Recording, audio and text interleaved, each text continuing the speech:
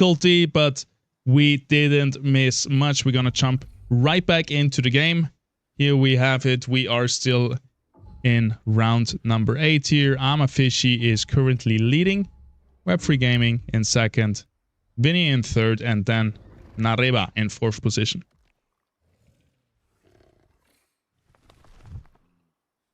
Of course, on the other side as well, we still do have, of course, the other lobby with Brightline Steps. That one's still extremely early. Nobody has fallen below 100 as of yet, but Not Complain is currently the one who is the lowest. Yeah, and it is almost like this is scripted once again, as it happens so often in these tournaments. The spectating lobby is Crimson Waste, and the second lobby is Brightland Steps. So we're gonna see a lot of the second lobby once the first one is finished. Yeah, lines up perfectly so everybody can see the full story of both of these lobbies. Get as much coverage as we can and show as much love to each of the players in each lobby. Because just the way that it's standing right now, with everybody being able to be mathematically involved in the grand final if things go their way, just absolutely looking forward to it.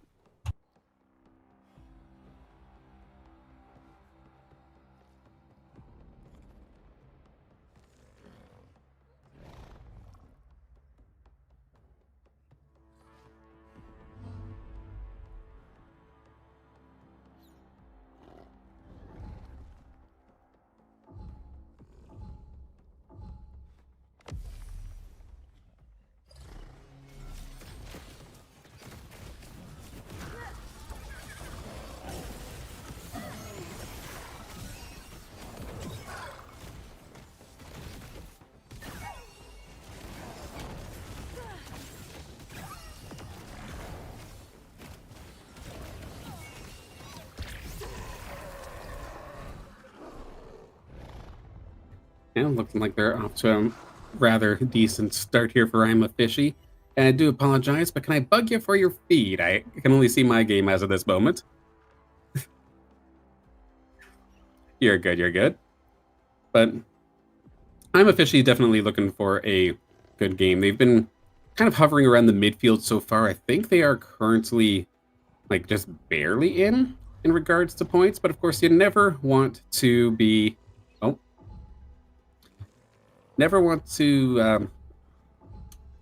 rest on a midfield run. Obviously want a little bit more, try and push a little bit further, secure that guaranteed grand finals invite.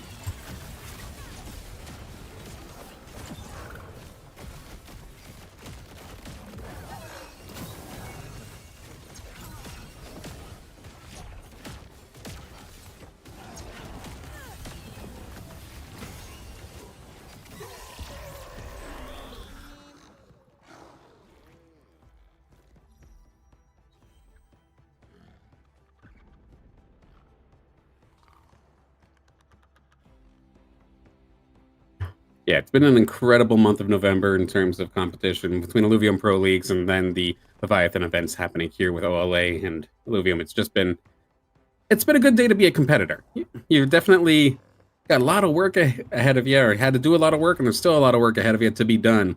But there is still absolute fun as well as, of course, prizing on the line here.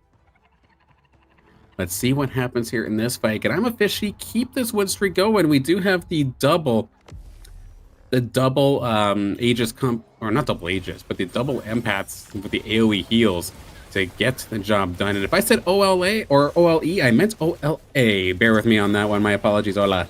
But in this fight here, Slicks is looking not too bad, diving on into these healers. But watch out for these Emberling Rod shots, as well as even the Archo's heal and that Link's damage that comes out. Of course, a little bit of an execute depending on how much health you're missing, but there is just too much fire coming out from the back line of Slicks, and I think I'm a Fishy's win streak shall get shattered.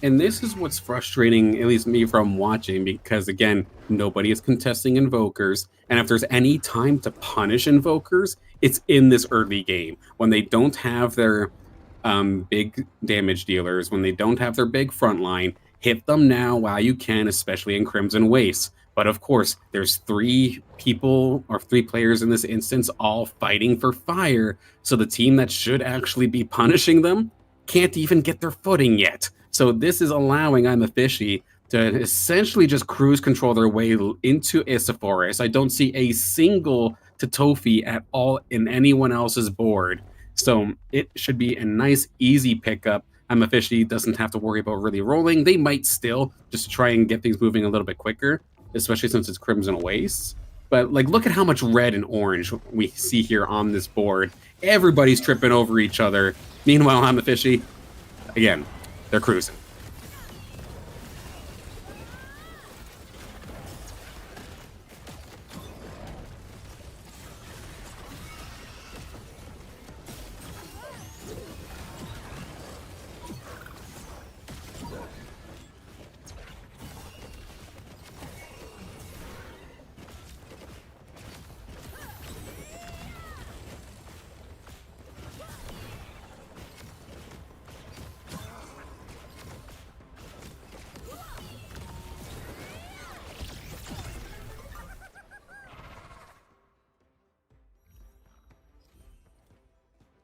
And good on Squawk to bring the Kukuraf for that additional stun. And if I recall correctly, they also have the augment onto that boomerang to also allow for stuns. Because in theory, that should have absolutely been I'm a Fishy's round to win.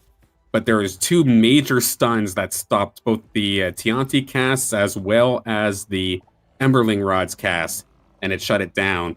But now here we go. This is where trouble starts to happen. Sepphoris online for I'm a Fishy. Your job in this early rounds for level 5, it's basically done. All of your economy, you can either save it or just start pushing levels. Look for those later tier invokers as we have our next battle up here with Patat and Winnie. Let's see how this goes.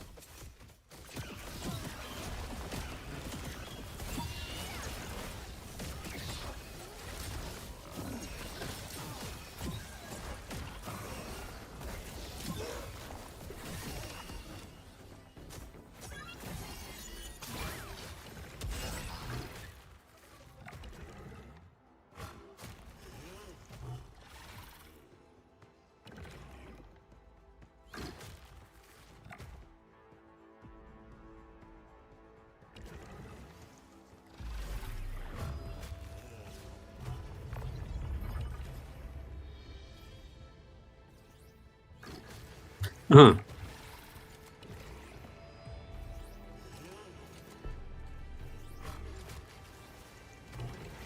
And the only person at 30 or above is leading, or was one of the people leading this lobby. And of course, that's I'm a Fishy, who did just actually pick up. That's a fully evolved Virtuous Ember Lynx, one of the most beautiful ones of the beautiful lynxes, has arrived. So you're going to get some major heals. Archos and Archelion already did a fantastic job. I would argue that you could sell Archos at this point here, and that Lynx could do the job for you. But having that extra empath on board is just going to make you tankier, so might as well keep it at this point. There it is. Hello, beautiful. That Virtuous Ember Lynx with all of the rest of these tanks. It's not going to let anything die, at least not easily. Oh, geez.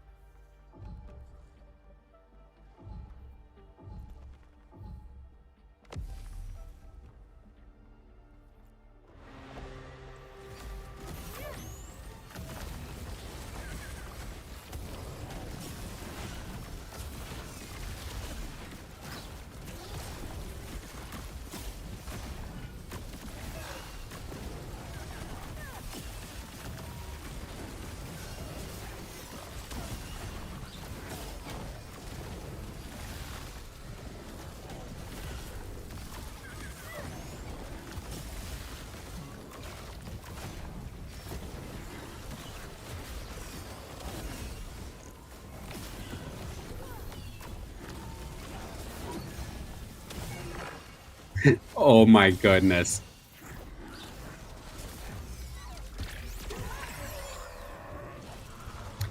And,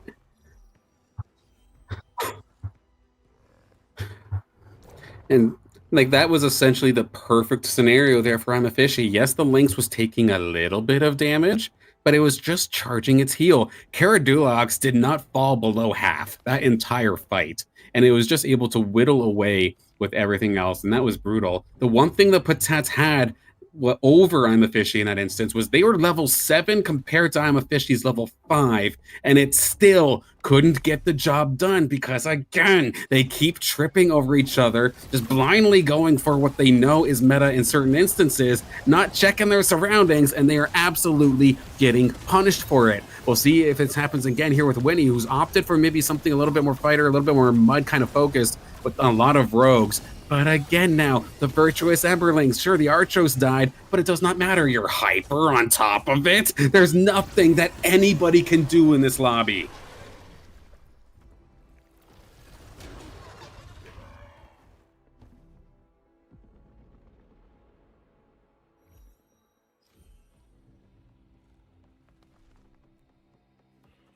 One away from Archelion as well.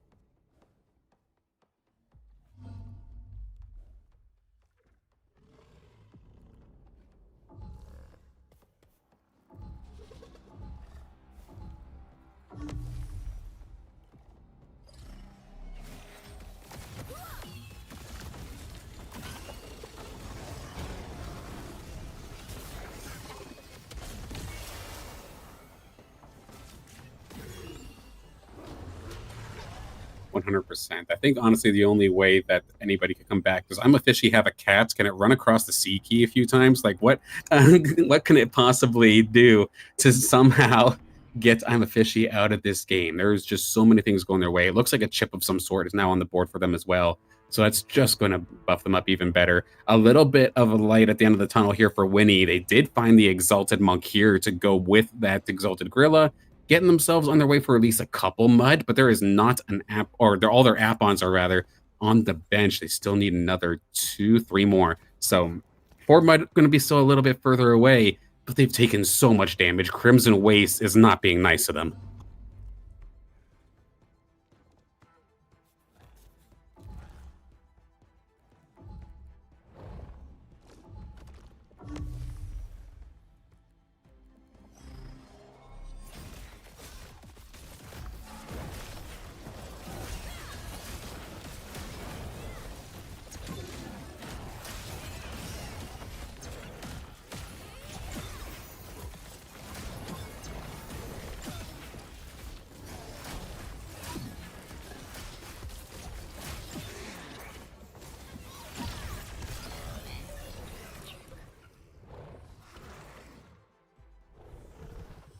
Yeah, Web3 Squad immediately pops the Exalted Monk gear like it was nobody's business. So the consistent damage was already taken off the table. And then it was basically all on the Exalted Gorilla, which, to be fair, it did pretty decent, but nowhere near enough to win that fight. And now we are having 2 people on the bubble of an early elimination here. Patat had a fantastic game number 3, but now they're right back on the bottom here with Winnie.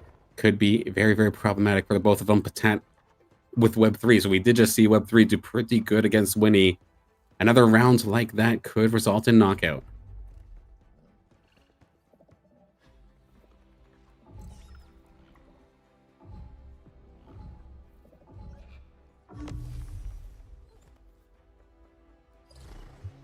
I mean, at least that Rake does have a bunch of sustain, but it really requires on actually finding the eliminations. Does it have the damage to actually do so? It needs the rest of their alluvial teammates to get some of these members low. And the only ones that are kind of low right now are on the complete opposite side of the field. The Rake is basically left alone. The Goliath is going to get a decent stun off, but now look at this. 3 members turning on over towards that Rake, trying to get the Ador. It does end up getting it, so it gets a decent heal every single time it finds an elimination. But these verdant puddles are going to make so much problems for this Rake. With the Furiox falling, it is a 1v5, and you're sitting exactly where they want you, right in the verdant puddle. One more cast. Can you find an elimination? No, the Ranger hangs on. The healing was just enough to stop one more reset, and that is going to be an early exit here for Patat.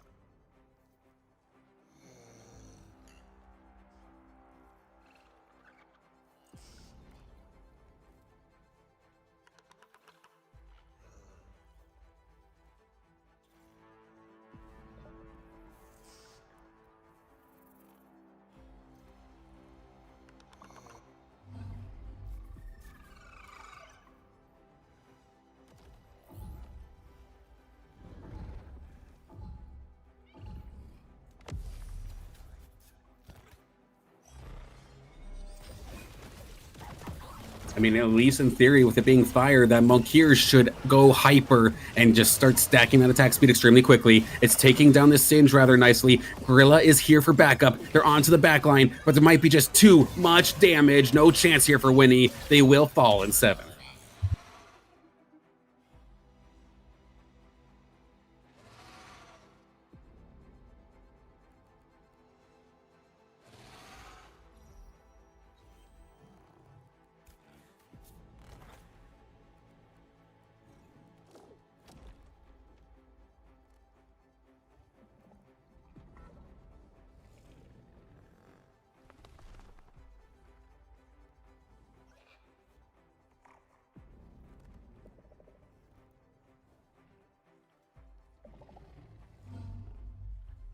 The one thing I'm kind of nervous about, though, for Fishy, like, we were talking all about how they're absolutely just fast forwarding and sitting pretty, but how are they at 32 health? They did not take that much damage, at least early on in this game. All of a sudden, they're now like 1 or 2 losses away from getting knocked out of here. I wonder how well or like how fully trained this composition happens to be. You might have the invokers, but maybe are they lacking the firepower? We'll have to see a little bit later on. That Verdant Puddle going to be coming out here from the red side to do some serious help for this red team. They're able to essentially just take this fight exactly on that puddle, right into the bunker, and always have something there to back them up, as well as that Adorito in the corner. It's just been eating laser after laser, beam of water, anything that gets thrown at it, it does not matter. I'm a Fishy's comp looks so good, but it's actually getting run over, and now it's Web3 Gaming who actually looks like they're in the dominant spot.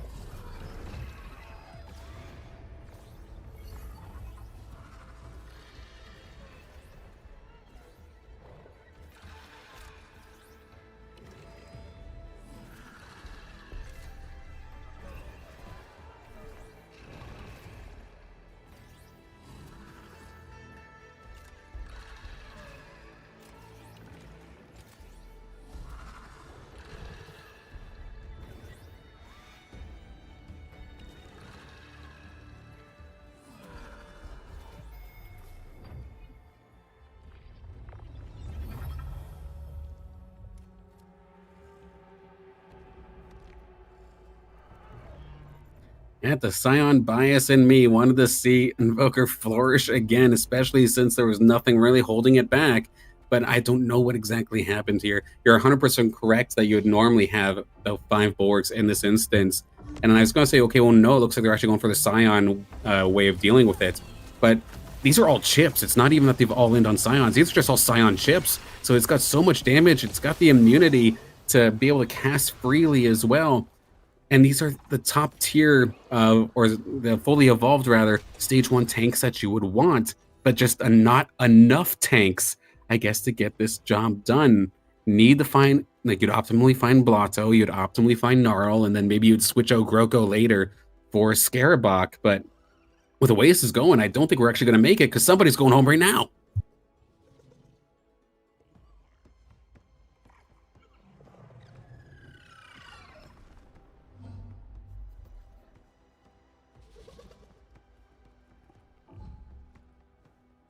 Well, there's Twine.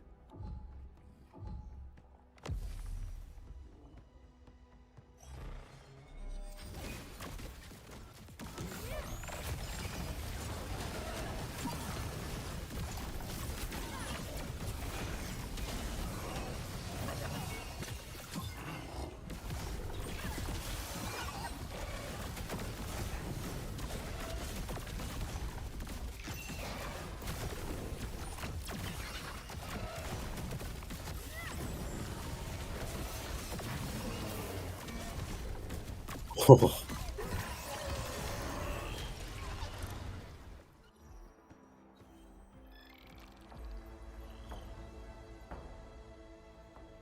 It's definitely so close. That polar bear was going absolutely insane on that front line, but could not break through. It did go untargetable, but the Emberling Rod, the seed was already planted, firing off that second bloom, blew it up, and that was basically curtains there. Just having all of the immunity when casting and having those 5 Scions, definitely a big difference maker for essentially every single one of them. Sephora's takes so long to actually cast. The Emberling Rod takes so long to cast. And then the channeling effect coming out there from the Sinolf. You do not want that interrupted. But this one is going to be scary. I'm officially up against Squawk, the lobby leader, and who has been on an absolute tear here in this lobby as a whole in the semifinal. Let's see it.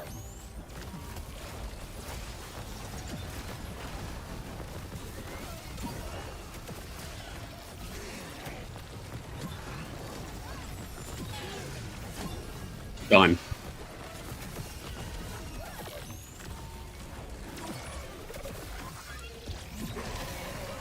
Woo! Woo!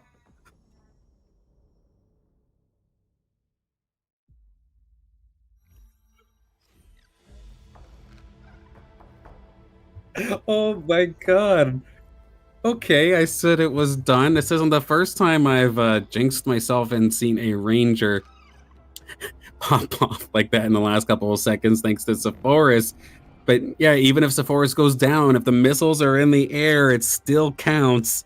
And Furiox was the only thing left alive, so it ate all three of those. That was absolutely beautiful. But can Lightning strike twice here? You got to do this again. Defend against this ramp fights because Slicks, they're also extremely low. Everybody, I think, is actually within kill shot.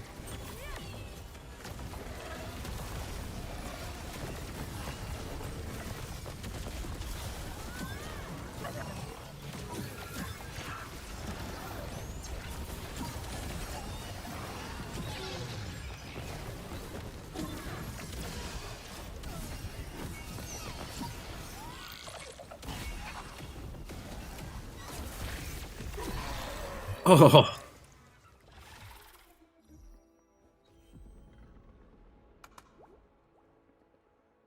Heartbreaker for Fishy, because normally those Sepphoris shots can split between targets. None of them focused the Furiox. It all went to the already dead Fernite, and it just did not find any value at all. So close there for Fishy. I'm surprised that they're going to just only end up falling in fourth, but still a solid run here in this one.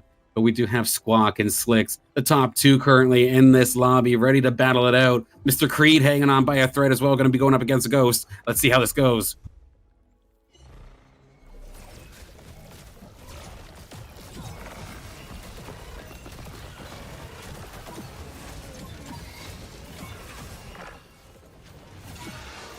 I mean, 10 out of 10 in terms of synchronization, but it is all down to the one lone Arctase. It will get shot down. Mr. Creed couldn't win either. Slick's hype is going to end up winning game number 4 here in Lobby 1.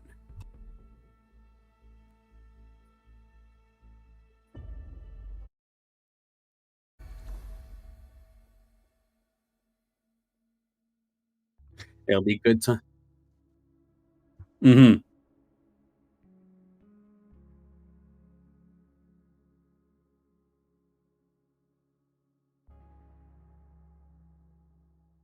You know, 100%. I was, again, I would have had bets. I don't place like bets with actual money, but if I were to, I would have absolutely put in a bunch there on I'm a Fishy, given the fact that no other invokers were challenged at all. But just one thing or another did not go into their favor. But one way that we're going to see going into this next lobby is kind of what I expected to happen. Very, very similar situation, except it's Fox Spirit. They are the ones with the invokers essentially almost unchallenged, but the only problem, the only thorn in their side is actually Furies. Furies did pick up the Tianti with their Rogue Squad, so it slowed down the early invoker play, and that is just kind of messing things up a little bit, and there's a few other people that are picking up some of these later game Illuvials.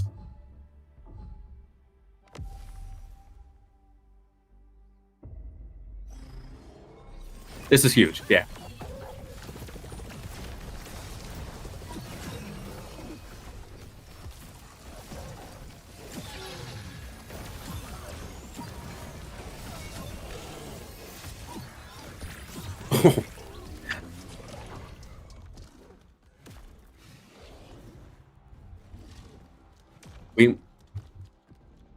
And I think we just lost Zico Perico, which throws all the Scorioxes back in the pool, as well as Octius getting thrown into the pool here. So this is going to be huge for Hollow in particular, Soda as well. They were both pushing for Furioxes. They would love to be able to scoop a few more up and probably race each other to try and get this. A nice play there, though, from, I believe that was Not Complain, to take Fox Spirit down, though. The fighters were just so strong at breaching that bunker. Even with the blotto there, they just tore right through.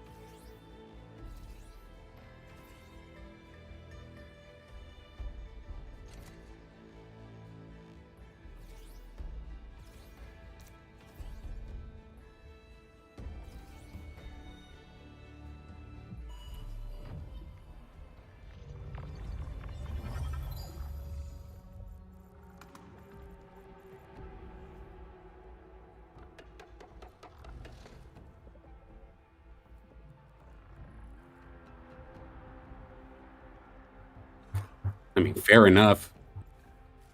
Yeah, you're going to hurt your economy a little bit personally by doing it, but it's a fantastic choice. Maybe even throw it in later if you happen to have a chip of some sort to let it like blend in with the squad. But one of the ways that this composition can get destroyed, of course, is by Umber. So if you're just going to deny it, fair play.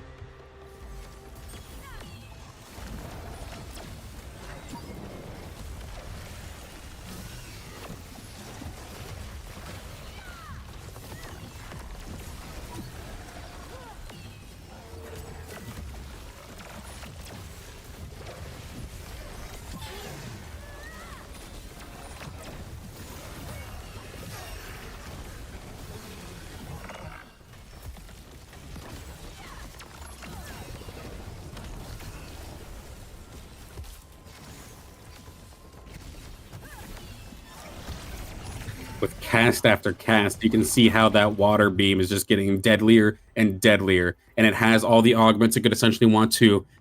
A big way that you kind of mitigate a play like this is with shield, but they have that augment that allows for damage amp upon hitting a shield. That is exactly what you want to try and burst through. Sephoris online, that's going to be 3 invokers. Now it's just a matter of maybe finding a squiz to start building, but do you even necessarily need to go for it? I honestly don't think so. Just keep building your front line and allow for that Sinolf to just start pumping out damage, and if you could find Dualef, that would be an absolute beautiful scenario.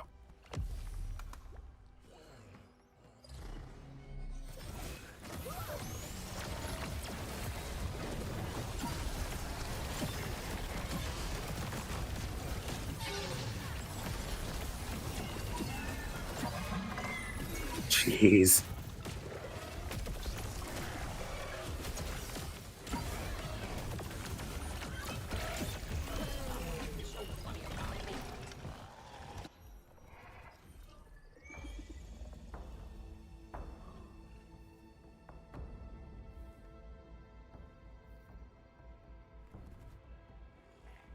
Yeah, absolutely brutal stuff coming on through. And the fact that the tanks are actually properly, or at least the Blotto has proper tank augments as well. Because you could have all the firepower you want, but if your tank line just drops like flies, your invokers are not going to live.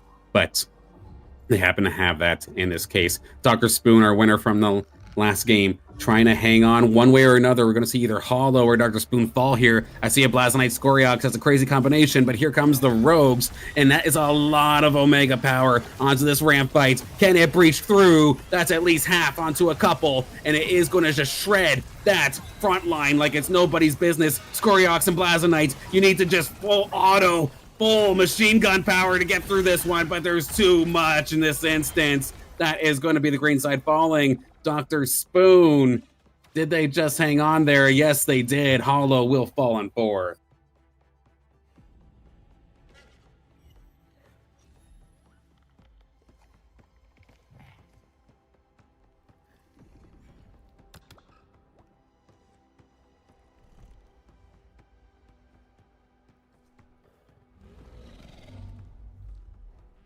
That's what's nice. You can be patient here in this instance, right? As much as you want that Dualef right here, right now, you don't need it right away. You're not threatened to die, so you can hang on for at least a couple more rounds. One thing we do have to keep an eye on, though, is when round 35 starts to roll around, because that will be the kill shot of everybody, essentially, regardless of where you're at health-wise. We do not have that much time to necessarily get there. But yeah, you can hold for a round or two, then go into that Dualef.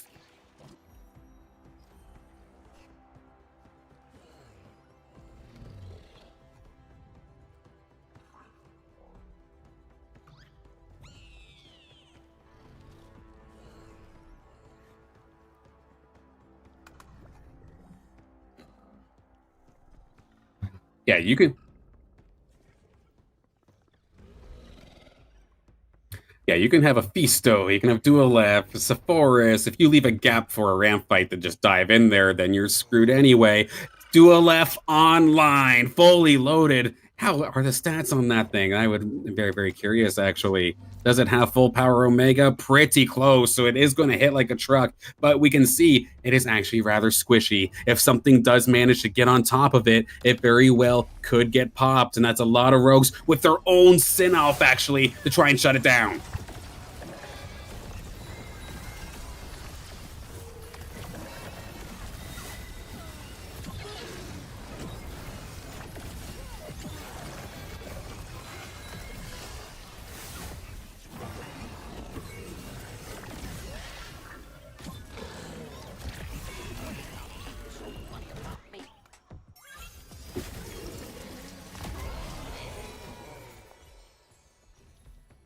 Quickly shouting out from the chat. They're saying they cannot hear you. Are you happen to be muted by chance? Opa. Okay. There we go. At least all situated before our final fight. A good run here for Dr. Spoon. I do gotta say, I'm happy to see them do well. When you get so high up there in the lobby and you see that you could potentially make it on through to the end, it's easy to get nervous. And Dr. Spoon's always been one of those players kind of on the bubble, always like making quarterfinals, looking to get to semis, looking to get to grands, and they are well on their way to maybe do so. But we have our top two. We have round 34, not quite a kill shot, I don't think, just yet. That Umber got taken down so incredibly low. Is it going to be able to heal itself back up a little bit? The Dualef is just going to end up getting popped, actually. Got taken down from afar, but the rogues are just kind of beating their heads up against the healers, up against the tanks, and I don't think they have enough damage to do so, even with that Rip Lance, but I could be eating my words. Sephoris, do you have the cast necessary? No, you do not, and not complain. That is, in fact, going to be enough damage to take the win here in game number 4. GG's, not complain. Oh my god, what a team. The Gaze here in the end. Blaze Knight. Every single unit was stage 3, by the way. Which is crazy. I haven't seen that many times. And yeah, perfect team here from Not Complain. The Muds coming out. And Fox Spirit in second with one of the best teams. And it's cool to see that actually the Invokers were eaten alive by the Muds. So the Invokers can bleed. Even with an Umber and a Dualef. Yeah, even with an Umber. That was the thing that surprised me so much. The Umber, I can't remember what happened, but it took so much damage so early. And I imagine if you're playing for Invoker, you're not necessarily investing into Omnivamp. So that Umber probably coming in did not necessarily have the sustain that it would normally have on a traditional team that kind of focuses it. So sure, you had the steam, but the Dualef also got popped. So you had damage, but you could not hang on. What an exciting final fourth match here also for this lobby, and we're gonna check out the scores in a second to see how the standings are right now. There's only one more game left here in the semifinals in the best of 5. Let's see where we are at. But definitely a nice change of pace here. We do see both of the Invokers, of course, taking some serious hits, with Amafishi dropping in 4th, and then Fox Spirit had a good run, but it was not unbeatable. Did get up to 2nd. So anybody but that was scared about corner comp domination, we're not quite there just yet anyway. Yep, it didn't happen yet. I love to see it, man. Every time it's something else, right? The Invoker's dominating, the Fire is dominating, then suddenly the Mud is dominating again. I think those 3 have definitely been the more dominant compositions, but we have seen other stuff as well, like Phosphorus always is knocking on the door, it feels like. Then we would have the 4 Mystic, which sadly never come. Shock has been sadly nerfed out of existence as well, but there is so much that has been working, the Harbingers with the air and what have you. I know Shock is just in such a weird position right now because they got nerfed. I mean, it's still absolutely usable, but everybody's taking your fire units anyway. So you can't really get it. Like trying to find the Rye, for example, trying to find Riley is basically impossible because everybody basically just splashes Railu onto their team for the extra support fighter. And then Tiru, some people just try to rush it really early just to get to 6 fire and then just dump it later. But in that process where you need that power spike for shock, you need that Tiru, and they're just not available. So trying to find them is just so painful. And to the point where if you're going for those units, you might as well just be trying to play standard fire. That is true. It's pretty much impossible to play anyway. So let's be happy it's nerfed. So we're not too sad about that we can't play it. Let's check over to our current standings here in the semifinals for Group 1 and Group number 2. Holy smoke, Squawk on an absolute tear. Just play the next game and you're fine. Probably in this instance here. But of course, this is just to qualify. Getting first in the group doesn't get you anything different than getting fourth in the group. You're still just getting qualified in. You're getting aura. Squawk could probably rush easy. You're getting aura. Yeah, you're farming aura right now. You're feeling good in that sense. But what? 12 points ahead. I think that must be a record. I've never seen that in a tournament. That we do have Slicks there. Slicks there in second. We're a little bit out of order. It does look like still a massive gap to second place. Slicks looking good as well. But everybody else in this instance is still fighting. Third on fourth. Nobody is safe. I'd argue even still Slicks isn't safe. You can't have a 7th or a 8th here in this last game. One of these players, I think the only one who's truly just completely out of luck in this instance, Winnie, I'm sorry, I cursed you badly apparently. Unfortunately, could not get higher than 7th in this lobby as of right now. But in the other group, on the other side, Dr. Spoon now leading, but not by much. Sota right behind them by 1 point. Not complain as well right there. But again, let's just say it's basically the shot for fourth. Zico, Perico, Furies, Fox, Spirit, they're all within striking distance. Hollow Hype, I mean, I'd argue they're still within striking distance, but they need something to go kind of catastrophic for like everybody above him, basically. And then Spooky, unfortunately, probably out of contention this time, but still a valiant effort here in this tournament as a whole. So I think we're gonna watch group number 1, right? Because in group number 1, I'd argue the same thing. Yeah. In group number 1, all of these players are basically fighting for it. Maybe even all of these. But in group number 2, like it's just these 3 players or these 4 players trying to get into the top. So yeah, group number 1, because of Squawk and Winnie performing so far out in the bell curve, the middle one looks very close together. Yeah, 100%. Of course, we'll still have our eyes on the other group as well. And if something crazy happens, I'll be sure to bring it to your attention so that we can kind of focus in on that a little bit as well. Yeah. But overall, the fact that, yeah, 2nd to 7th could all be fighting for a top 4 spot in this instance here. Squawk is the only runaway, and then Winnie's the only one that kind of fell behind. So still lots of battling still to do. That is cool. Everything is still open here. And a lot of stuff can still happen in group number 2. Also, maybe the region, maybe Illuvium has another script in mind, and maybe we have Brightland Steps and Crimson again, then we're gonna go by that. But yeah. Here's the script. I'll fire it for you right now. All right. We're going to get Abyssal Basin, which means rogues are actually going to be prominent, and especially Rogue Revenant Vanguard. Furies will return to their old ways, go for Rogue Revenant, and knock out Zico Perico. Okay. That's my prediction. Okay, I like it. You sounded very convincing as well. I thought you were reading the actual script somewhere. maybe that's my parlay right now. All right, what's my prediction? We only predicted 1 lobby, by the way. We never predicted group number 2, but it's all about the grand finals tomorrow anyway. Well, I think Web3 Gaming is going to get into the top 4. That has been my prediction from the beginning, but he had a tough time, man. He won the first round, and then it was 6, 8, and 5th. Couldn't get into the top 4 anymore. Okay, well, let me set something up here for group number 1 then. I think that this will be a little bit more of a traditional heads-up game of Illuvium for round 1.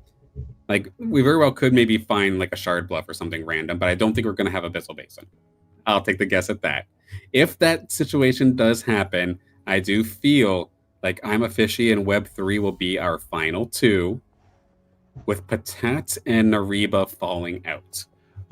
By the way, I wanted to notice that I like that script. Very good idea. Let's do that.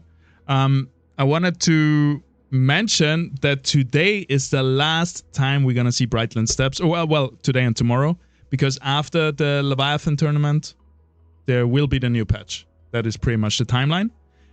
And okay, that's awesome. We have Brightland for group number 1. So I think we still watch group. I'm not sure if that means we go to group number 2, even if group number 2 doesn't have Crimson Waste. Well, let me see what the other one is.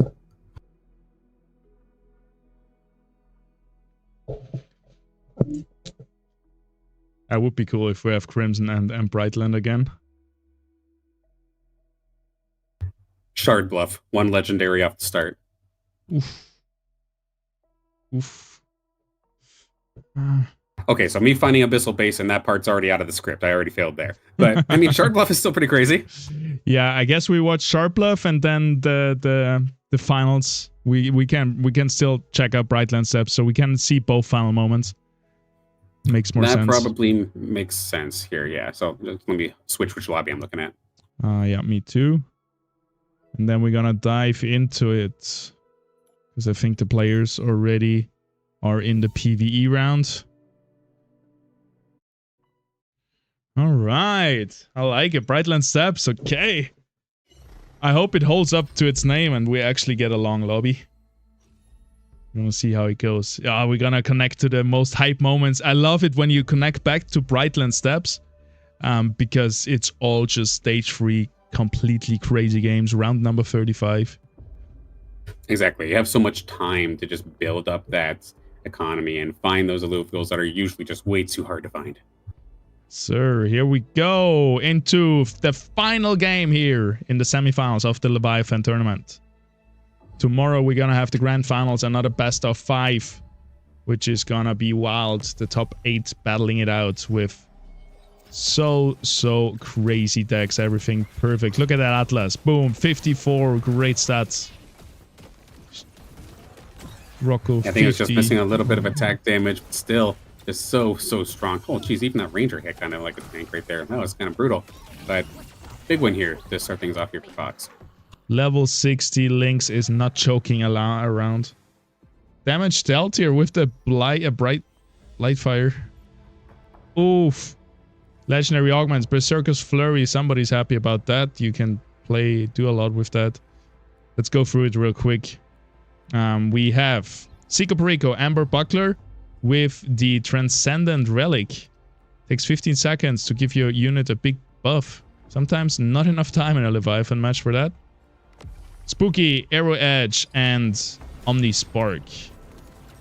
We have the Boomerang coming out for Not Complain with a Striker Protocol. That fits together well. We got another Amber Buckler. Oh my god. With a Blightfire. We have so many fire weapons. Lava Gauntlet plus Granite Heart. Always good. Flame Warden Staff and another Blightfire.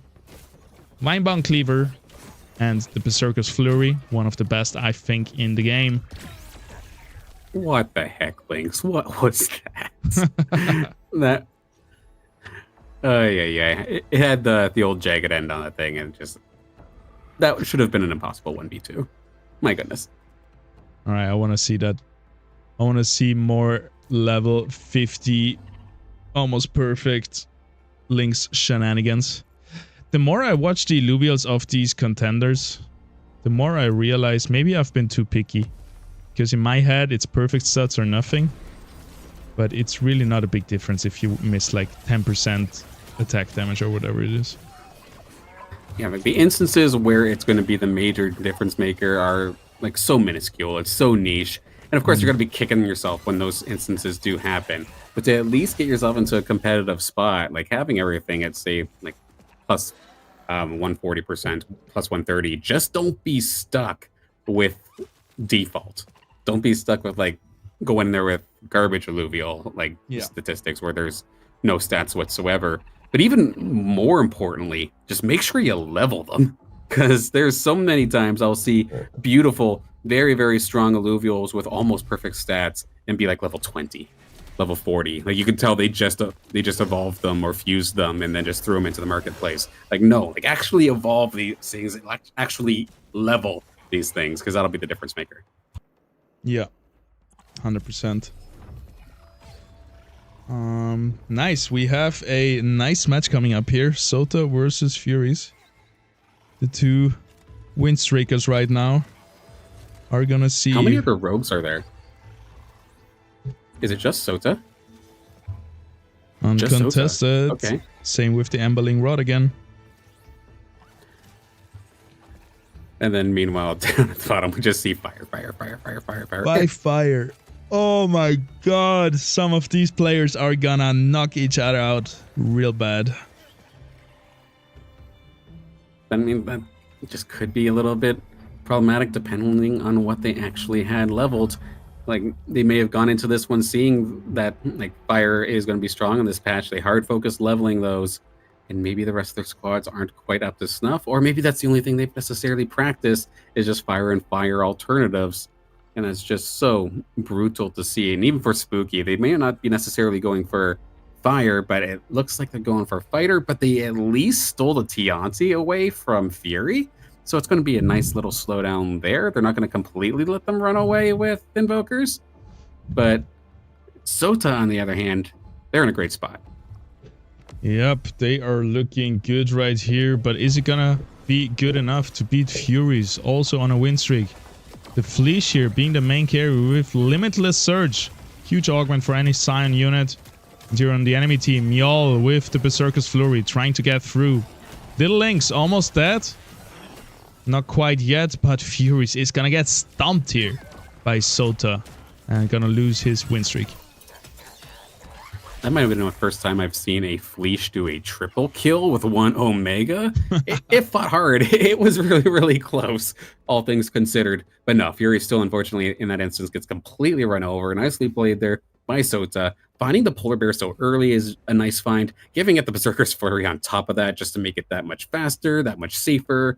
That extra little range just makes all the difference. And what I especially like is that you still don't have, or you still get that range buff when you Omega. You don't have to go point blank to bite them. So it's just a perfect scenario here for Sota. We'll see them again, but they still have to worry about that little Tianti in the background to try and blow them up.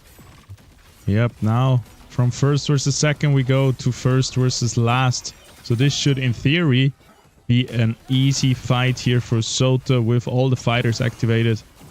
He's gonna crush Spooky here rather quickly, as we have a little bit of an awkward freeze frame before Spooky goes down and Sota stays on a win streak. Shout out to that Lura. That thing charmed 5 Illuvials and forced it to focus onto them. It didn't even go down, but it gave the rest of the squad, the rest of those fighters, just all the time in the world to walk on over and start picking apart the rest of the team. Tianti had no chance either. The Ranger on the side of Sota did blow up, but that seems to be pretty standard here for Leviathan. Everything else was just pure gravy. Yep, with those double tank augments, it's so tanky. It gets double shield, so we can see the white bar is the shield, and once the shield is gone, gets extra resistances. So we're gonna see it once again. Jump here in the backline doing so much damage. Yeah, possible King of the Hill 3 in a row here for them if they can pull this one off. Looking for that charm. It is going to scoop up 3, some pretty decent damage. Ranger going to get blown up, but then once again, here come the fighters, and that Lura is still extremely healthy. He's over half still in this instance. That is a, what was that streak it said? 6 win streak? Well, it's going to keep on going. Sota looking very, very good here in this final game. Nice for him. Good for him. Right, so Sharp Bluff has no more impact. It's not the one where we get multiple ones, just one legendary augment. Yeah, just one and done. Which is quite nice, I think. It gives a little bit of randomness, but it's not going all too crazy as we had in the first game, where it was just like, I don't know, that Mammoth with triple legendary augment is something I still remember. A bit wild. All right, last versus last. I love those. Spooky versus Hollow. Let's see. Yeah, this one going to be, again, a little bit tough here for Spooky. They do have the TNT for a little bit of extra burst damage. They did level this thing and get the evolution onto the Greater Monk here. So you got a little bit more firepower. The double emergency buttons coming on through with the Phase Breaker alongside the Omni Spark. So this thing should be relatively safe, and there is not a lot of burst damage as long as you don't eat the baby Lynx's Omega. So keep that Monk here safe. It's in a good spot, going directly towards the tanks instead of going face first up against the DPS in this instance. So it is going to be chunking beautifully to the point where by the time the Lynx gets to it, it has next to no HP. Tianti for a little extra support from afar, a little bit of an artillery strike, going to just clean that one up nicely, and the bleeding kind of stops here for the green side. Omnispark really well utilized here on the Greater Monk here, doing so much damage. Love to see it. Well done, Spooky. Yep, always bleeding. A little bit lost here, a little bit at the end with the fire weapon. That's not where you want to find yourself. You don't want to be at the bottom when you contest it in a 4. It's only a 4-way anymore. Somebody re-rolled the arrow edge, I believe. We had 5 maybe, but fire weapons. That's still brutal, though. Yeah, like it's 4 fire is still problematic. Heck, like 2 is a problem, 3 is a catastrophe. If there's 4, then oh dear gosh, evacuate immediately unless you're the one winning.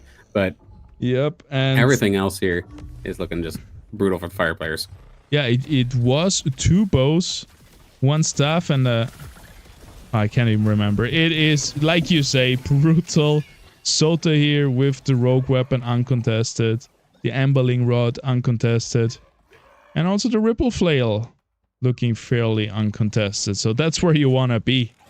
And everybody else will have to struggle. One of those fire players will emerge victorious. And currently it looks like it's going to be Fox Spirit.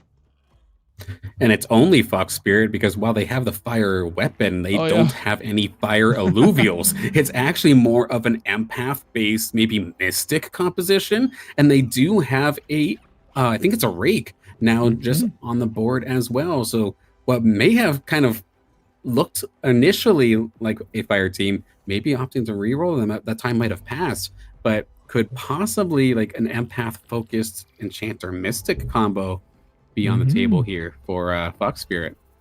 Well, all that mattered to him was a rake plus getting Steam online. He did that. There is an Enchanter also for the Rangers, so that's nice to have as well, but that rake is the main carry. It's the main character. It's level 50. With decent stats, and it is wreaking havoc in the backline. It's going to be the last unit standing, though. No lifesteal on it. Will be devastating as it is taken down, but we'll definitely see more of that rake.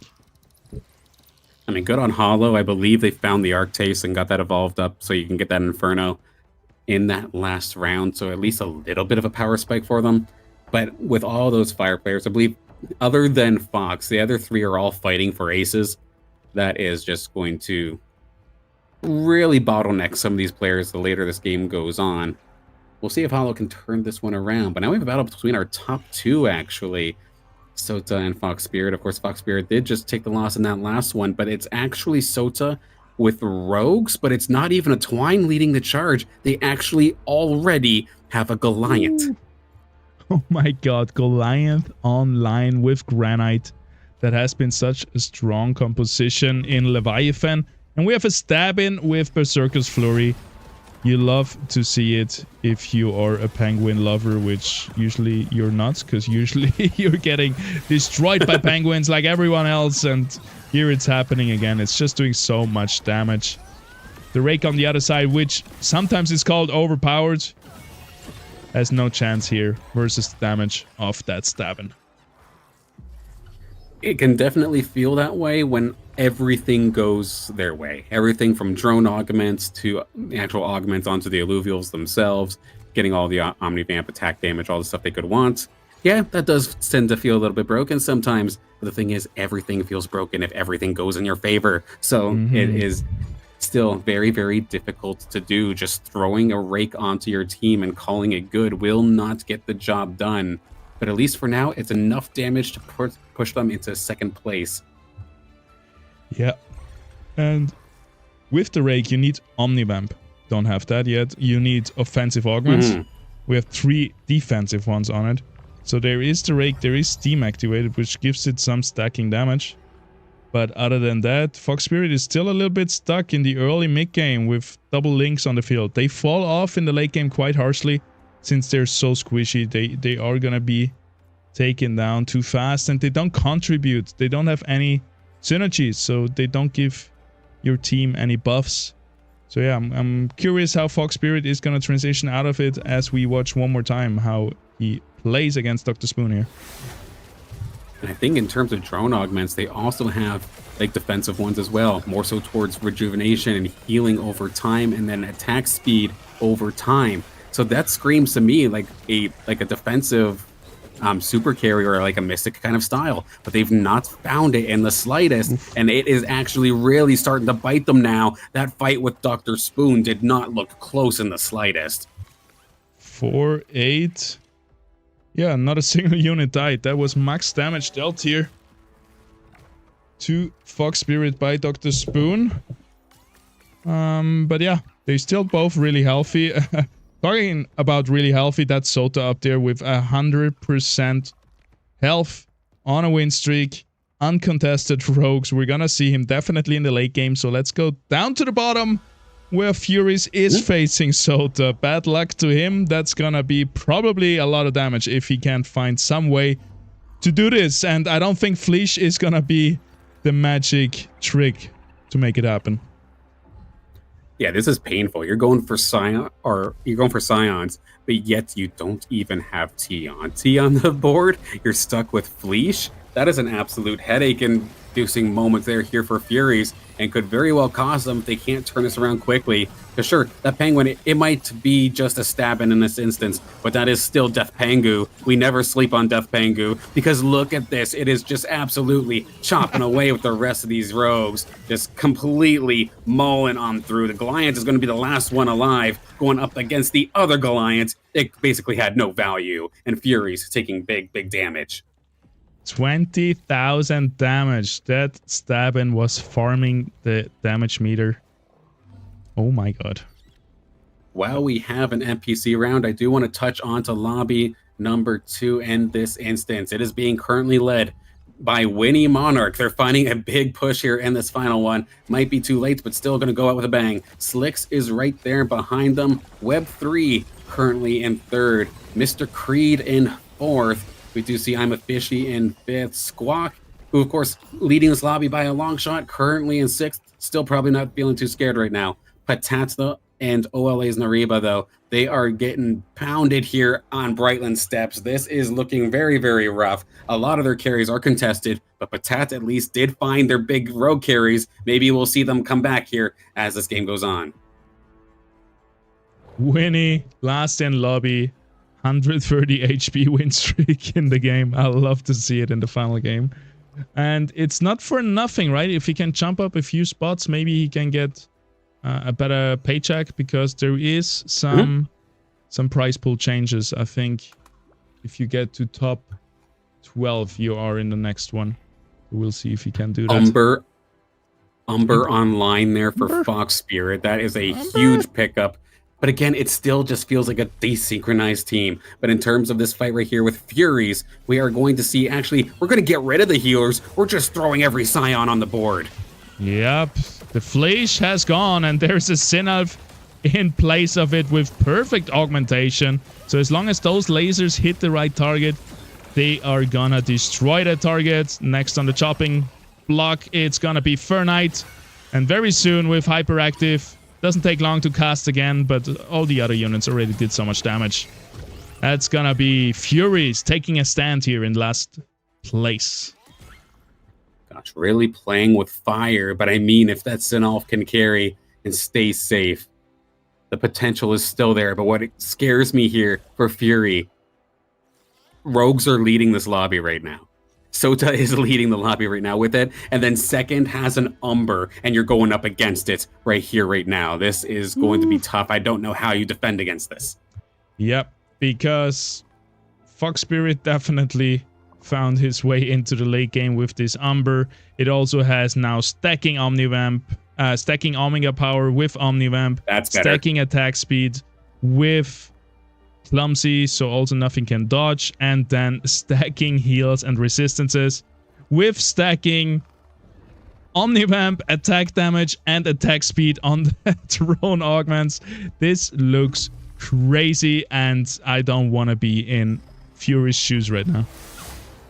Stacking floods as well, apparently. This is very, very interesting. And they're both here. They're just going to absorb all of the Scion damage. This is a perfect case scenario. The stuns, does not matter. The beams does not matter. It is even absorbing the Octius. There is no damage being done to the Umber or to any actual units of value here. It's just taking the tanks down. It's just hitting the healers. Meanwhile, Umber has had free reign. It's finally going to take its first damage by walking into the Sanalf beam, but it heals it up right away. And this is absolutely incredible coming out here from Fox Spirit. They've somehow transitioned to this Mystic composition that looked lost into an Umber comp. Yep. Umber, doggy dinner. You just don't want to go up against this at this point. It looks like the perfect composition. Again, just the drone augments with finding just the combat rhythm now at the end stage 3. That is just such a game-winning thing that happened to him. Going back down to Furies, he's up versus Siku Periku, who has a right plans. No matter where you look, you're gonna find some very strong opponent. Everybody has arrived in the late game at level 20, round number 20. This Sinalf, though, is still doing a lot of damage, but it needs to connect a laser to something else than the Arcos here in the backline, and it doesn't seem like there's enough time to do that. The Ryplans has already arrived in the backline. It's gonna turn around one more time to the Lotto, now to the Octios, but this Ryplans is unstoppable. And that might be it for Furies. Is he gonna be able to hold on? No! -1. Spooky also out. We have our top 6 already. Now, Furious was one of those players that were fighting, I think, in either 5th or 6th to try and get there, but they were a part of that big tiebreaker of everybody who was kind of sitting around 18 and 17 to try and get into the finals. A few other players there, Hollow, right on the doorstep. Zico Perico, right on the doorstep. I think Not Complain is there as well. And yet the only doorstep they're on right now is Death's Door, and they're going up against Sota, who's on a flawless win streak. Yikes. Oh, I'm very, very sorry for them. But yeah, what can you do? If you want to win the tournament, you got to win versus the best player, which is currently Sota with the Rogues here. Let's see it. It's just so tough. You got the double Arctases flying on through. They're both immediately going to eat the stun from Sota's Goliath, but we're just seeing so many of Not Complain's members just falling, but at the same time, lots of damage done to that stabbing. Was that enough damage to get the job done? No, it hangs on with 1 HP and had the Lallura there as well. Not Complain will be out of here in 6. Ow, 20k damage stabbing. Ow. It's not fair. This augment is just so good on it. Berserker's Flurry. It already gets extra attack range with its cast. But now with this one, it always has it. And then when it casts, it's like a ranged unit. And it just hacks and slays away. Yeah, had that gotten to Slash, and it could have definitely been even to a super unstoppable point. And they still have plenty of time to do it. I don't think anybody else even has one at this point. So Sota can take their time. I know they've spent quite a bit of credits. It looks like they only have 8 in their bank. So they're really pushing for a win streak all the way through. But they have some solace in that they're up against NPCs this time. Yes, and the full win streak is 3 credits per round, which is equal to 30 gold economy. So still looking pretty good. As long as you can keep the win streak up, it's definitely worth rolling down your money. Problem is, if you roll down and then lose, you're in a bad spot. But that has not happened so far to Sota. He's also on level 8. And there comes the PvE round, so the economy is getting filled up right now again. Lobby checkup on the other side here while we're in this PvE round. PvE round here as well, and it's still Winnie Monarch on top. And in fact, rightfully to the name, they found the Monarch, so they have some massive damage, and they should be able to keep going quite nicely here with that fire composition. I'm a Fishy currently nearly has Mud, has 3 of them, but again, Monk here is a tale as old as time at this point here, just constantly being blocked. Slicks in 3rd, Web3 Gaming TV in 4th currently, Squawk in 5th, Patat still hanging on there with those rogues, finding that Malura and Slashin definitely helped. Mr. Creed, though, went for fire, directly contesting Winnie. That's not going to end very well for them, I don't think. And then Nariba still hanging on. They have the Umber, they have a Sinolf, but they don't have much in terms of HP. Super close fight over there at Brightland Steps. They're going to be waiting for us once we're finished with this match, which is going to finish pretty fast since Sota is annihilating everyone that he plays against. But now we see Hollow versus Seiko Perico, and Hollow is going to have an easy time. Seiko Perico down to his last life now. I feel like that Carpet Bomb from that Monarch just did so much damage. Look at how much Omega power it has. But it actually was still curtains compared to Furiox, just able to sit and just fire away that entire time. Beautifully done. I love that build on the Monarch. Triple Primal Omega Reactor, which means gain 5 energy regen. So 15 energy regen for the first 4 seconds, meaning it's going to cast instantly. Then you're going to go up to 30 Omega power on all of these augments anyway. And basically what it means, starting the match 1 second in, you're gonna lay down a Carpet Bomb that does so much damage across the board. I wonder if the Monarch is gonna be... Well, the position is pretty good. It's gonna jump up there because it's a Phantom, so it's a Rogue. And then it's gonna fly down here into the left corner, hitting the Slash. And the problem is, once it arrives down there, it might be slashed into pieces. Let's see. That's the thing. There's 2 big evolutions here, and this one per team. The first one you'd mentioned it, the Slash-In is here for Sota, but on the other side here for Hollow, it is that Scoriox that just got charmed directly into the face of all of these rogues, and is the focus of the Slash-In. But Monarch, it has it on focus. Rampage to the skies. It is going to be enough because the Ranger is there too. Sota is going to get knocked down a peg big time. Wow. And yes, exactly. It would have almost exactly happened, but... maybe we can see it in the replay. It's a bit early. So the Monarch flew down into the corner, but then the Slash-In wanted to focus it, but before he could knock it down, the Monarch flew away again and just laid down a second Carpet Bomb right away. And that sealed the deal for the Slash-In. Alright, who we're looking at? I think Fox Spirit. So we lost Spirit. Seiko Perico and Dr. Spoon over the last couple of rounds as well. That's just kind of clicking to me as of this moment. So some solid runs for the both of them, but in terms of score, I have no idea. It is anybody's guess. But let's take a look at 2 of these players at the top of the board in terms of our score in this lobby. Let's take a look. That's a Geyser up front trying to do some tanking. Sota lost his win streak now down to 69 HP. That's probably the second nicest HP value you can be at after 100. And he's going up versus Fox Spirit, who is still sitting at 64 on a big win streak. But it seems like Fox Spirit with the Umber is just out of control. That's why the... Whoa! Oh, that damage! Oh my god, that was so close.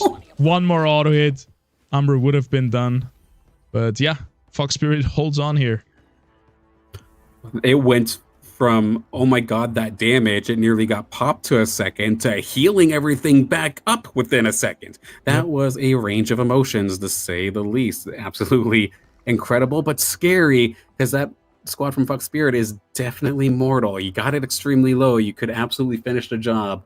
But now, it looks like, is that Hollow going up against Sota? Yes, it is. Hollow trying to fight for a top 2. They need as much points as they can get to confirm their grand finals entry, but it can't be shut down now. It's going to be 6 Fire versus 7 Rogues. Here in the backline, we see the Singe with the big tank augments. It's going to get 1 spin in, but not do too much damage. Monarch flies across, lays the fire beyond the Slash-In. Slash-In is burning up. Is it going to be enough? 1 more. Monarch, Carpet Bomb. Can it seal the deal? No, no sustain. It could have burned them all if there was just some Omnivamp. But that's going to be it for Hollow. Had the Ramphy fallen, Hollow, I think, would have had 1 HP for 1 more try. That is so heartbreaking. That was so close. A perfect amount of damage here for Hollow to fall out of this lobby, which leaves us heads up between Fox Spirit and Sota. The Rogues versus the Fire is basically going to be... Second lobby? Or not the Rogues versus the Fire. The Rogues versus that Umber is going to be the name of the game here. Yeah, let's quickly check the second lobby while we have the PvE round here, which is still looking very healthy. We have Nareba and Creed already out. And then I'm a Fishy, Slikes, Patat in the bottom. And from the top we have Winnie trying to make his redemption arc happening at 98 health. And Squawk and Patat in second and third place at 32 and 33. Yeah, we usually think Brightland Steps and think that it's usually quite behind compared to the traditional game, but we're actually not that far behind. There's still some people here in the Shard Bluff game with more health than the ones in the Brightland Steps game, so we'll definitely have to move quick to try and get into one game to the other. But a couple of units that don't have to move very, very quick to be effective just showed up here. Blotto is online. Gazer's in the front line. Malura, once it plants itself, I mean, there's no stopping it. We've got Goliaths. There is so much tank coming out of this Mystic squad here from Fox Spirit. But again, so much damage with that Umber. So much damage on the other side, of course, too. You've got the Ramp Fight loaded up with Omega Power. You've got the Slashing that has the perfect legendary augment for it. This is going to end brutally. Let's see how it goes. The name of the game is Umber versus Slashin. They are both in opposite corners of the battlefield and they're trying to work their way to each other. Slashin is looking a little bit better. Umber's still stuck on the Quinks, but it takes a while to get Umber going and now it's hyperactive. It is Charmed though! Taken down in one cooldown by the Slashin. Is it going to be enough for the Slashin now? It doesn't have Omnivamp, but it doesn't have any more enemies. That's gonna be it. Let's see how much damage that does to Fox Spirit. Not enough yet, but he's getting close to be eliminated. That is such a small window to try and just essentially combo the Umber while in the Charm. But it was a perfect case scenario. I think the Slashing was on top of it. There's a few other Alluvials on top of it as well. Able to shut it down. And that was a perfect case scenario there for Sota to get the job done. But that was still extremely, extremely close. This is still anybody's game at this point. If it had like a millisecond to cast its Omega, it would have been full life again. Exactly. Yeah, that window is just so small. But yet they made it work once. All right. Let's see it. Who's gonna take it? Sota or Fox Spirit? I think this win might be important for them as well to get into the grand finals tomorrow. We're gonna see the scores very soon as we finish off this game. And then the other game. And then we're gonna check out who made it into the grand finals tomorrow. Let's see this game. Absolutely. So many players so close in terms of score. Every point and position counts. Ramp fight to the skies. It did not do a whole heck of a lot of damage. Now there's the damage going directly towards that Appon. But in terms of the carries, where is Penguin? Penguin is nice and safe towards the northern side of the arena. The Umber's actually on top of it. The Charm once again, but they didn't get the burst down. It does get the chance to cast. The Penguin will go down. Ramp fight to the skies, but doesn't have the burst damage to get it done. It did literally nothing. It basically healed him. Umber, it's your turn for the shine this time. Fox Spirit gonna win that one. Yo, it almost happened again. The Charm coming out last second, but it was not enough. Who is charming? Doesn't the Quinks die early on in the round? Yes, but you do also still have to deal with that Malura. Ah, the Malura. True. Yep, 1 CC and then just 2 auto hits from the Slashing is gonna be enough. So it's gonna be a very close fight here once again. And since it's round 30, it could be the final blow here to Sota, I believe. He might be in kill range. Let's see how this round goes. It is gonna start very calm yet again. This time, the Umber is stuck on the Goliath. Gaze here going down, Slashing, stacking up that attack speed, going faster and faster. Umber, Charmed, take it down in one go. And that's gonna be Fox Spirit taking a big hit here, down to 20 HP. Both these players are trading blows at this point here, trying to find any little upgrade they possibly could to take care of this lobby. We know where their carries are. They know who they have to focus, and it also just becomes a massive positioning game. We did lose a few players, though, on the other side, over on the Brightland Steps side of things. We did lose Web 3 into 5th, Squawk in 6th. Squawk's fine with that. That's okay. They're fine. But everything else here is still so close. And the fact that these two are slugging it out so much is making it difficult to follow both. Yeah, back and forth we go, and we found an Ardorius here on the side of Fox Spirit. He's trying to close things out. Poor little Axon stuck in the middle, but that's not gonna matter too much as Blotto falls down. Rampfight casts basically into nothing, but it all doesn't matter. It's all about this Umber here, and if the Malura can land a hero charm once again, it doesn't look like it. And Umber is gonna take them down one by one, and Sota holds on with 12 HP. We have our final rounds coming up just after this PV round. So let's check the other lobby one more time. We just lost I'm a Fishy, and we have a battle here between Winnie and Slicks. Slicks to keep himself in this one, but the Monarch again. Is the Monarch gonna screw him out of a tournament again? It is not. No! He's still there. My God. That would have been mean. Oh my God. So close, though. I'm happy that didn't happen. Bittersweet. I mean, that was so close. It got up to the skies. Was able to dodge all those auto attacks, but there was just enough health. Oh my God. Slicks is at the very bottom of the lobby. Or no, is he second place? He's second place. He still needs to perform well. That's just it. Still need a good finish here. Yeah. Probably okay, but at the same time, I never want to count my chickens before they hatch. Yeah, the Tats, though, they need a fantastic one right here, right now. Yes, sir. So we are... Riplan's up in the top left is absolutely doing work in this instance. That is a lot of green bodies. There's an Umber, there is a Slash, and both of them on the same team, actually, and they are doing a fantastic job of shredding on through, but there is still so much health here on this green side here for Slicks. It's all down to the ramp fight, but look at that. Nobody feels like they've taken any damage, but Tats will fall in third. Oh my God. Winnie looks like he's gonna win the last lobby. Just out of spite. Love to see it. But yeah, we swap over to this lobby here. Final match. Fox Spirit versus Sota. Who can take the win?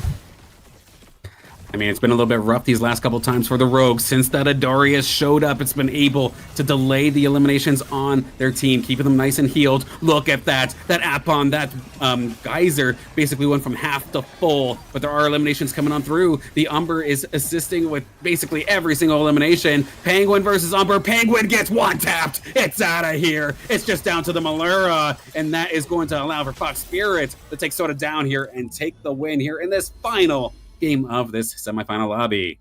Woo! Fox needed that. That's huge. He needed that, and this team deserves it. Look at that. We got 4 Mystics, by the way, with Gazier, Ardorius. Ardorius really was kind of the final nail in the coffin here for Sota, it feels like. Because that enabled 4 Mystic, Umber with Steam. This is a perfect composition here. This is as good as it gets. And a beautiful recovery, given that they went for fire, saw what was happening, and knew, I can't do this. I have to do something different. What can I work with this? Went for Mystic. But now on the other lobby, we'll have to see what happens here between Slicks and Winnie. Winnie's still ahead with 55, but we've seen how Slicks has been able to hang on in these last couple of rounds. That Ripland's loaded up with those Berserker Augments are just absolutely, or the Bruiser Augments, doing a fantastic job of just taking down everything, but it's stuck onto that Seer for the time being. Everything else around it, though, the rest of the fighters have been able to clean up, and with Rampfight going to the skies, it left that Furiox wide open. Monarch, Rampfight versus the world to the skies from a mammoth shunt is actually going to be what ends up happening here, and Slicks is going to take that one, knocking Winnie now what I believe is within kill shot. All right, let me transition into this. I want to see it live as well. The action is unfolding. Don't let me be late for the grand finale. This is lobby number 1, right? Yeah. Yeah. Okay, here we go. 10 seconds to go here for this one. The only upgrade I really see on either side is actually a Jokul being added by Slick, so just one more fighter. Okay, let's see it. Final moment, we're jumping in. The big old mammoth standing in the front line. The Monarch flying in the back. Seer doing so much damage here with a big spin. 10,000 on the board. And the Scoriox hangs on to a threat, which will be enough here, I believe, for the green side. Taking down Slicks in the final moments of the semifinals. It's gonna get very close. But in the end, Slicks is gonna fall. Winnie, the current lobby last, takes a win here in the final game of the semifinals in the Leviathan tournament. Hey, there we go, Winnie. That absolutely went perfectly. The fire squad that most people basically dream of. Finding the Seer, finding Scoriox, Monarch, ramp fight as well. Almost could not have gotten any better there for Winnie. And while they may not necessarily make it to grand finals, that should at least bump them up a couple spots in the overall rankings.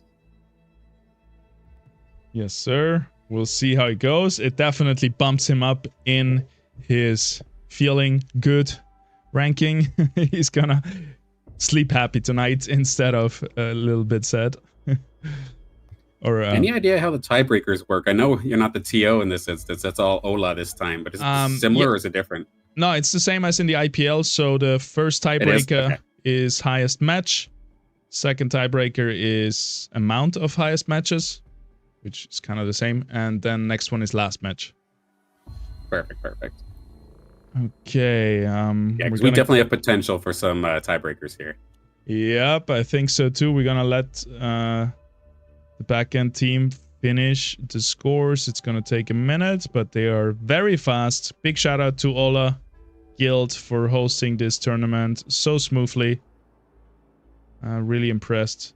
Good to see. Good community tournaments. And yeah, like we said in the beginning, like we teased in the beginning, there is more Leviathan stuff, Leviathan competitive action coming. Bigger prize pools, bigger things, bigger tournaments, whatever it's gonna be. Leviathan is on the radar for Illuvium. So yeah, never stop giving feedback, how you like the Leviathan tournaments, how everything, right? Just throw stuff into the Discord, let us know how you feel about stuff regarding Illuvium, because the dev team and all the Illuvium team is always listening, so this is really cool. They're really community close, so yeah, let us know. Maybe it gets implemented. No, absolutely, and I'm definitely thankful for that. Yep, but yeah, I cannot tease too much, but the focus is definitely gonna shift towards Leviathan, which I think everyone here listening is gonna be very happy about. I don't know how much the focus is gonna shift and everything. But we're gonna see how it all goes down. We still have the IPL, our Illuvium Pro League Season 1 to finish. Next weekend is gonna be the last chance for you to qualify for the World Finals. And then in 2 weeks and 3 weeks, we have the World Finals weekends, where we're gonna battle it out, or our contestants are gonna battle it out for 150,000 bucks. I mean, you can battle it out. You're gonna be a part of that last chance qualifier, right? Maybe. I don't know if I want to do it, because if I make it, I'm gonna be very sad, right? So I think I'm in the camp of I'll just assume I can't make it, so I can make peace with it. Fair enough. All right, I tried. And yeah, because we do have to cast, and if I make it, I don't think I have a shot at being top 8 in the World Finals. Those are just those pro players are made a bit different. So I'm gonna stay here. We're doing good here, Salon. We're just where we need to be. And let's see if our players are where they need to be, because they need to be in the top 4. Who made it? There we go. Not a tiebreaker in sight. Just clean scores all around. Taking a look at group number 1. Squawk is going to lead the charge. The 6th place did not matter, considering they didn't fall lower than 2nd the rest of the series. Slicks has made it alongside Patats. I think that last game there just absolutely clutched it out there for him. Good to see. The 3rd was enough to get there. Then I'm a Fishy, just enough to get past Ole's Nariba, so there will be absolutely no OLA representation here in this OLA tournament. Definitely a little bit of a heartbreaker, but still a fantastic run nonetheless there for Nariba. And then Web 3 also just barely, or I say just barely, but it is a 3-point difference there to the current 4th place of I'm a Fishy. Then Mr. Creed and Winnie Monarch wrapping it up. Unfortunately, even with the win, Winnie couldn't bump up the 1 spot there, but still ended on a high note. Good on you there, Winnie. Yeah, having a run with 7th, 8th, 7th, 7th, and then 1st. That shows a lot. That just proves you got what it takes, and it wasn't your day, right? You're kicking yourself a little bit though. It's like, why couldn't this come sooner? Come on. But that's true. Because if you start with a win like Web3, well, you didn't make it either. But maybe your spirits are a little bit higher going into the other games. Yeah, definitely. You always feel like you're playing from behind because you essentially are, but you show you belong there. So good on you there, Winnie. Yes. Group 2 though, we do have. Again, we have Sota leading the charge at a bunch of second places. Didn't have to win a lobby at all here today, but wins the overall tournament lobby just from being rather consistent. Followed up by Dr. Spoon, grand finals appearance for them. Congratulations. Not Complain, going to be making it in 3rd. And Fox Spirit, with that win, was enough to move on into the top 4, knocking Zico Perico, Fury Hype, Hollow Hype, and Spooky all out of here. I gotta say, just the overwhelming amount of hype in these 2 lobbies is absolutely incredible. We have 6 hypes in the grand final, then Fox Spirit from Atlas, and then Squawk from Monarch individual. Yeah, or from Monarch even. There you go. So the Russian guilds fighting against the hype guilds. I know hype is big into Leviathan. They have like a hype treasury or whatever with Illuvials that they lend to their players and what have you. So yeah, they're definitely committed, and it definitely shows. Big shout out to them. Well done, and also well done Fox Spirit, Squawk, and definitely Squawk. Big shout out to him.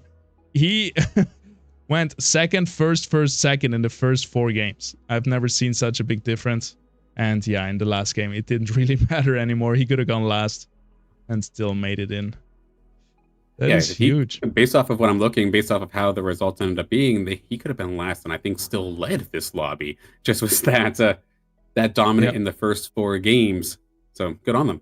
He would have still been 2 points ahead the lobby going last, which is crazy.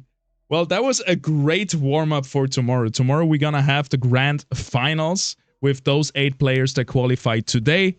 They're gonna play for $7,000 in another best of 5. So full competitiveness as the players love to do it. I'm gonna be missing the match, the checkmate format, but that's gonna come again for our world finals. And yeah, I don't think we have to say too much. Any last words, Salim, before I send you off into a quick break before we come back right tomorrow? Send me back off into the video and video editing gulag, but it'll be basically just me saying it's awesome to see Leviathan, of course, being featured more and more often. This tournament's been absolutely exciting to follow. Today's action was incredible to follow as well. And just again, knowing whether it's their own Illuvials or what it sounds like with hype, their family, the hype family of Illuvials that they've all caught, raised themselves, and are just able to make these teams out of. It just feels that much cooler in regards to the competition, knowing that these are yours or these are your families. You work together to raise these, and now you are in a potential to reap the benefits of some significant pricing if you can pull it off here tomorrow. So I'm very, very excited for tomorrow. Yes, sir. And this is just the second Leviathan tournament series. There's much more to come. I want to highlight it one more time. So I'm really stoked for that because it's so much fun to watch and to cast and also to play. I think it's just, next level. And what Illuvium always was in my head, just this Pokemon feeling, right? This childhood dream coming back to life. I love it. And with that, we're gonna say good night, goodbye, good day, wherever you are. We see you tomorrow, same time, 2 p.m. UTC. It's gonna be the kickoff for the grand finals of the Illuvium Leviathan tournament. See you then. Have a wonderful rest of your day. Peace out. Thanks for watching, everyone.